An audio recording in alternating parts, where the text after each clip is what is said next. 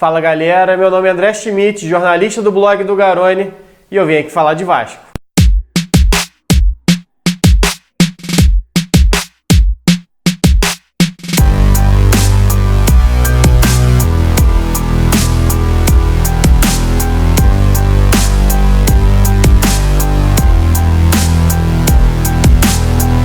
Bom, o Vasco já anunciou 2 reforços nessa pausa durante a Copa América.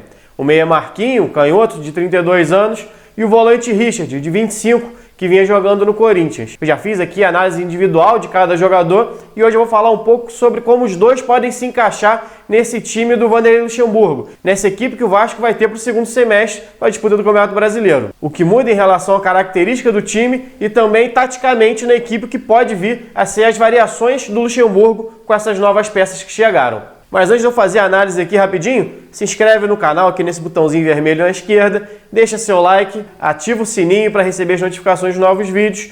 Isso ajuda bastante no meu trabalho aqui, beleza? Bom, Garone, então quer dizer que o Marquinho e o Richard vão chegar como titulares incontestáveis do time? Não, não é isso. Isso depende muito de como eles vão vir no treinamento, como vão estar fisicamente. O Marquinho ficou quase 2 anos parado, o Richard não vinha sendo utilizado constantemente no Corinthians, então não quer dizer que eles vão chegar e assumir a titularidade de cara. Mas como foram jogadores pedidos pelo Luxemburgo, inclusive com as características que o Luxemburgo pediu, de poder fazer mais de uma função ali no meio-campo, naturalmente são jogadores que vão ser testados em algum momento nesse time titular do Vasco, e é sobre isso que eu vou falar aqui no vídeo. A ideia é aqui trabalhar com as possibilidades que o Luxemburgo vai ter a partir da chegada desses reforços. Bom, mas para entender como o Vasco pode mudar a partir desses reforços, a gente tem que entender primeiro como vem jogando o Vasco do Luxemburgo. Nessas últimas 4 partidas do Vasco, em que ele adotou realmente um esquema tático definido, o Vasco vem se defendendo no 4-1-4-1, 2 zagueiros e os laterais formando a primeira linha, Pikachu no lado direito, o Oswaldo Henrique tem sido titular nos últimos jogos, o Ricardo Graça, que vem jogando na vaga do Castan, que vem jogando muito bem, e o Danilo Barcelos na lateral esquerda.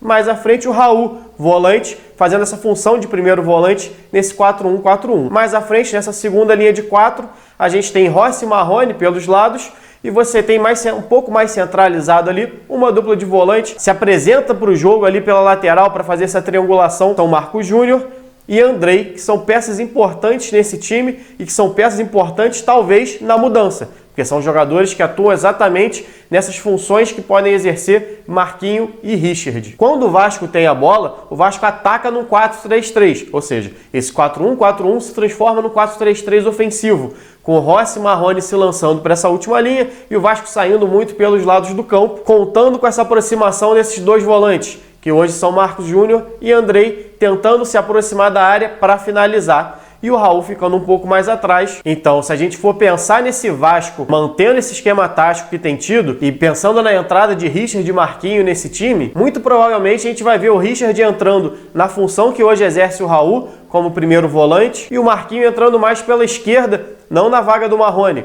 mas na vaga talvez do Marcos Júnior ou do Andrei. Os dois são destros, então os dois, qualquer um dos dois poderia atuar tranquilamente pelo lado direito. Eles têm se revezado durante a partida mesmo, vai trocando de lado. Até na última partida contra o Inter, o Marcos Júnior chegou bem pro lado esquerdo, quase marcou um gol entrando dentro da área numa jogada do Marrone. Mas durante a partida a gente chegou a ver o Andrei também na esquerda. Nos primeiros jogos o Marcos Júnior ficou um pouco mais fixo pela direita, então não tem muito certo quem atua pelo lado esquerdo, que é a posição que provavelmente entra o Marquinho, que foi onde ele atuou muitos anos da carreira dele, na época de Fluminense, Figueirense e na Roma, ele atuava como meia esquerda, não era um meia estritamente ofensivo, era um camisa 8, um camisa 7 ali, também fazia a recomposição defensiva, então era uma espécie de segundo volante pela esquerda, que é como o Vasco joga hoje em dia. Então a gente teria a manutenção desse 4-3-3, com o Richard um pouco mais atrás e o Marquinho fazendo esse lado esquerdo, com o Andrei e o Marcos Júnior fazendo um pouco mais pelo lado direito. A formação seria a mesma, mas as características do time mudariam um pouco. O Richard é um jogador muito mais ofensivo que o Raul, é um jogador alto que funciona bem na bola aérea, é um jogador que tem chegada de trás. No ano passado, por exemplo, pelo Fluminense ainda, o Richard marcou 4 gols, o Raul não marcou nenhum gol. O Raul foi marcar o primeiro gol dele, na verdade, pelo Vasco, foi esse ano pela Copa do Brasil contra o Santos. Um jogo que o Vasco atuou com 3 zagueiros. ou seja, dava muito mais liberdade para os volantes. Nesse 4-3-3, apesar dos dois volantes se aproximarem, o primeiro volante fica um pouco mais recuado, muitas vezes formando até uma linha com os 3 zagueiros ali para fechar bem o time e dar liberdade para os laterais subirem. Hoje o Vasco é um time que ataca muito mais pelo lado, já falei aqui, e menos pelo centro. Acaba concluindo pelo centro, faz a jogada pelo lado e conclui com a chegada dos volantes, do centroavante, até do ponta que está do outro lado, entrando também na área, ou deveria funcionar assim. O Vasco ainda tem alguns problemas para acertar essa parte ofensiva, mas a ideia do Luxemburgo, que foi o que ele fez no Sport, por exemplo, passava muito por isso. Transição rápida pelo lado e cruzamento com a chegada dos volantes de trás para finalizar. Então a entrada do Richard nesse time no lugar do Raul, por exemplo, como primeiro volante, apesar de manter o esquema, daria uma outra cara ao Vasco em relação à ofensividade. Você teria mais uma opção ali de volante entrando dentro da área, principalmente pelo jogo aéreo do Richard, inclusive na bola parada. Além do Richard ter um toque de bola de mais qualidade que o Raul. No Brasileirão do ano passado, por exemplo, o Richard acertou 93,5% dos passes, enquanto que o Raul acertou 91%. Pegar isso como média no campeonato inteiro, dá uma diferença aí de 70, 80 passes errados durante o campeonato. Isso sem falar que o Richard é um jogador mais ofensivo. Então os passes do Richard normalmente são ainda mais complicados do que o passe do primeiro volante ali, que muitas vezes sai tranquilo, tocando pelo lado ou saindo com os zagueiros, com os laterais. Não é um passe em profundidade. O Richard muitas vezes pelo Fluminense, como jogava mais adiantado, fazia na verdade essa função de segundo volante que eu falei aqui, que hoje faz o Andrei e o Marco Júnior, acabavam sendo passes um pouco mais forçados do que passes laterais. Já a entrada do Marquinho pela esquerda também traria mais ofensividade. A grande questão do Marquinho é o tempo parado. O Marquinho é um bom jogador, é um jogador de qualidade, é um jogador que tem poder de finalização, que tem o último passe que o Marco Júnior e o Andrei não têm. O Andrei até em 2018 deu bastante assistência, mas muito bola longa, não é aquele cara do último passe próximo da área. O Marquinho já é esse meia de aproximação que tem mais gols. O Marquinho, por exemplo, fez 6 gols no Campeonato Paranaense. O Marco Júnior só fez 1 gol no Campeonato Carioca, que foi exatamente contra o Vasco, e o Andrei não marcou nenhum. O primeiro gol do Andrei nesse ano foi exatamente na vitória sobre o Inter. E durante toda a carreira também, por Fluminense, Roma, o Marquinho sempre teve uma média de gols superior ao que o Marco Júnior e o Andrei têm, claro. São mais novos que o Marquinho, tem como desenvolver isso ainda, mas o Marquinhos sempre foi mais um meia de criação, mesmo sendo um segundo volante, mais um meia de aproximação do que o Andrei e o Marco Júnior realmente são. O Marquinhos tem a bola parada boa, é um meia canhoto que bate bem na bola, ele pode ajudar inclusive ao Marrone, que caiu de rendimento depois do estadual, já vinha caindo ali na reta final da Taça Rio, que é um jogador que vai muito à linha de fundo, mas vai sozinho. O Danilo Barcelos já é um lateral, por exemplo, que atua ao lado dele, que cruza muita bola vindo da intermediária, ou seja, busca pouco fundo. Acaba que o Marrone se isola muito na ponta e não tem com quem jogar, e tem que buscar sempre a jogada individual, o que às vezes nem sempre acaba dando certo. Essa possível chegada do Marquinhos, essa possível entrada do Marquinhos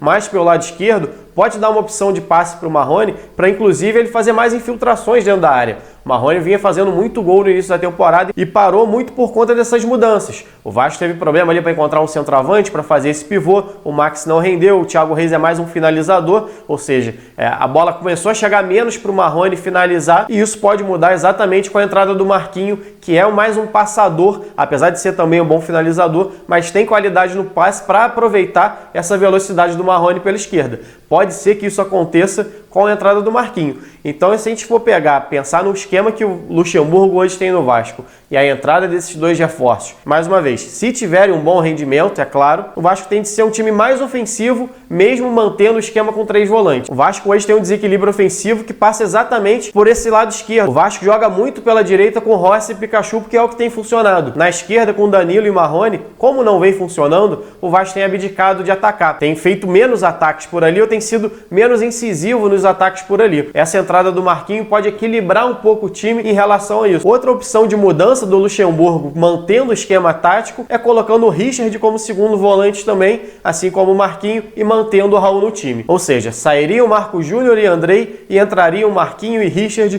para atuar um pouco mais avançado por dentro ali, formando essa segunda linha de 4, e o Raul ficaria um pouco mais retraído, como já vem atuando nesse 4-1-4-1, esse 4-3-3 que eu já disse que o Vasco vem atuando nos últimos jogos. O que mudaria em relação a essa primeira formação que eu falei aqui? O Vasco teria um pouco mais de característica defensiva, porque o Vasco teria o Richard, que foi o 9º maior ladrão de bolas do último Campeonato Brasileiro, já falei aqui, quando eu fiz a análise dele, ele fez 82 desarmes certos, segundo dados de Footstat, uma média de 2,4 por jogo. E o Raul, jogando como primeiro volante, tem tido mais característica defensiva também. Quando ele chegou no Vasco, ele jogava mais como um segundo volante, tentando se aproximar. Agora ele vem jogando mais recuado. Então o Richard teria um pouco mais de liberdade para atacar. Já falei, é um jogador que se aproxima bem da área, fez 4 gols no ano passado, tem a bola aérea como ponto forte, finaliza de fora da área. Mas o Vasco deixaria de ter 3 volantes que podem se aproximar mais da área para finalizar e passaria a ter apenas 2, com o Raul ficando um pouco mais recuado. Talvez seja uma opção mais equilibrada para o time do Luxemburgo hoje, que joga com 3 volantes que tentam ter mais pegada e acabam tendo dificuldade para se aproximar, não expondo tanto o time com a subida de 3 volantes para evitar contra-ataque. Então essa seria uma mexida mais cautelosa do Luxemburgo, pensando na entrada desses 2 reforços que chegaram recentemente ao Vasco, no atual esquema que o Luxemburgo vem utilizando durante o Campeonato Brasileiro. A alteração mais drástica nessa equipe, com essa possível entrada dos reforços no time titular, seria uma mudança no esquema tático do time. O Luxemburgo pode, por exemplo, voltar ao 4-2-3-1, que o Alberto Valentim vinha utilizando no início da temporada e que o próprio Luxemburgo usou no Sport em 2017 em muitos jogos. Aquele Sport do Luxemburgo de 2017 atuava com 2 volantes, o Patrick e o Richelli, que até foi especulado no Vasco recentemente, e mais à frente, aberto nas pontas do Everton Felipe, que está no São Paulo, o Rogério pela direita e o Diego Souza mais centralizado com o André de centroavante. Esse foi o time base do Sport durante muito tempo naquele Brasileiro de 2017, que foi quando viveu, inclusive, a melhor fase do time na temporada, que chegou a ocupar a 5ª ou 6ª colocação do Brasileirão. Mas se a gente for pensar no time jogando nesse esquema, numa mudança do Luxemburgo para esse pós-Copa América do Vasco, pode pensar, por exemplo, no Richard voltando, fazendo uma função de volante um pouco mais recuado nesse 4-2-3-1, atuando ao lado do Marco Júnior, do Andrei ou do Raul. Aí é questão de treino, como eu disse aqui, não tem como a gente prever, mas seriam 2 volantes ali, o Richard sendo um desses volantes, e a grande alteração seria a ida do Marquinho para frente, formando essa linha de 3 mais ofensiva, só que atuando centralizado ao invés de atuar pelo lado esquerdo. Ou seja, ele atuaria mais próximo do centroavante, que hoje é o Thiago Reis, e tentando se aproximar tanto do Marrone quanto do Rossi. Era o que o Bruno César deveria ter feito no início da temporada, por exemplo, e não rendeu. O Valdívia já foi testado nessa função também, não rendeu. O Lucas Santos fez até uma boa partida contra o Santos pela Copa do Brasil, mas sofreu uma lesão. Poderia ser também uma opção para essa função. Mas a verdade é que ninguém se achou como esse 10 que a gente tanto fala no meio-campo, um meia mais centralizado, um articulador. E é exatamente a função que o Marquinho vinha fazendo no Atlético Paranaense.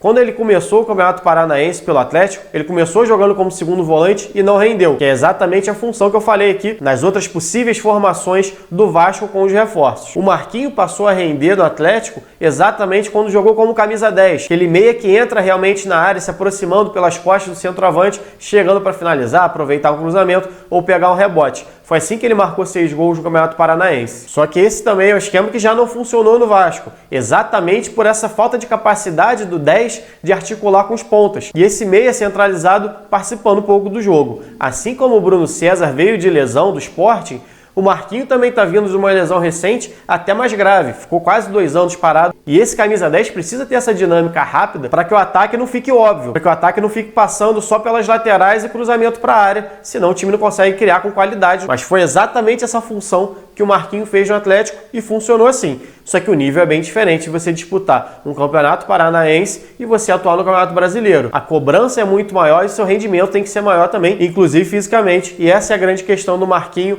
ao meu ver, até agora. Defensivamente, como fazia o Sport, por exemplo, em 2017, esse 4-2-3-1 pode se tornar um 4-4-2 sem a bola, com o Marquinho ficando mais avançado junto do atacante para dar essa primeira pressão e a segunda linha ali sendo formada pelos pontas, Rossi e Marrone, e 2 volantes por dentro, Richard e mais um, Raul, Andrei e Marco Júnior, até o Lucas Mineiro, que vinha sendo titular no início da temporada. Na teoria, seria um time mais ofensivo, mas ele precisa funcionar. E é um esquema que não tem funcionado no Vasco, muito por conta da falta desse camisa 10 que realmente faça algo diferente. O esquema que funcionou melhor no time até agora foi com 3 volantes e que eu acho que deve ser mantido pelo Luxemburgo nas próximas rodadas, a não ser que o Vasco traga mais um novo reforço para o meio-campo. Mas aí já é uma história para a gente discutir em outros vídeos. Bom, galera, essa foi minha análise do que pode vir a ser esse novo Vasco do Luxemburgo pós-Copa América, com a chegada de reforços, ao menos aos que chegaram, já foram anunciados até agora. Se você gostou, deixe seu like aqui, se inscreve no canal e até a próxima.